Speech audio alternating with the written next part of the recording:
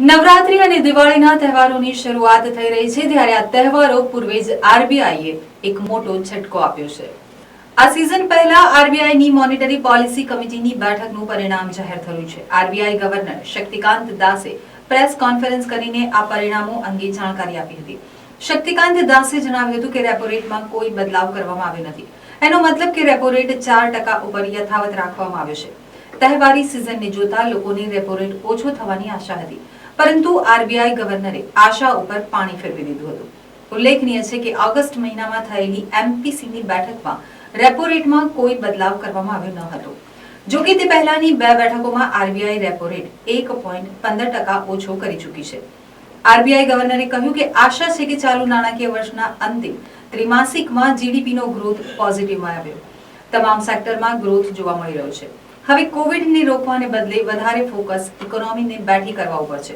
The MPC evaluated the domestic and global macroeconomic financial conditions and voted unanimously to leave the policy repo rate unchanged at 4%.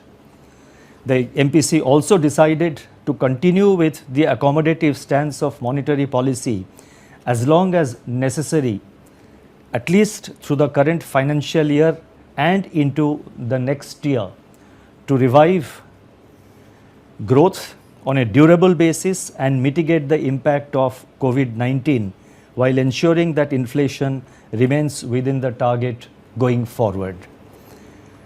The marginal standing facility rate and the bank rate remain unchanged at 4.2%. The reverse repo rate stands unchanged at 3.35%. For the year 2021 as a whole, therefore, real GDP is expected to decline by 9.5% with risks tilted to the downside.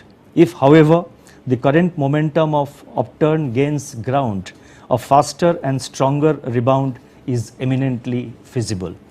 Abstracting from the period April-May 2020, when imputations imposed a break in CPI inflation series, headline inflation has moved up from March 2020 levels and has persisted above the tolerance band of the target.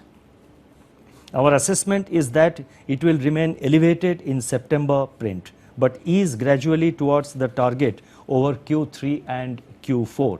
Our analysis also suggests that supply disruptions and associated margins and markups are the major factors driving up inflation. As supply chains are restored, these wedges should dissipate. Meanwhile, aggregate demand remains subdued and there is evidence of considerable resource slack. દાસે GDP ગ્રોથનું અનુમાન negative 9.5% રાખ્યું છે, તો નાના loan ધારકો માટે 7.5 કરોડ રૂપિયાની લોનને મંજૂરી આપી દેવામાં આવી છે। નવી હાઉસિંગ લોન ઉપર રિસ્ક વેઇટેજને ઓછું કરી દેવામાં આવ્યું છે। ડિજિટલ પેમેન્ટને પ્રોત્સાહન આપવા માટે આરટીજીએસ 24 કલાક લાગુ કરવાનો પ્રસ્તાવ છે।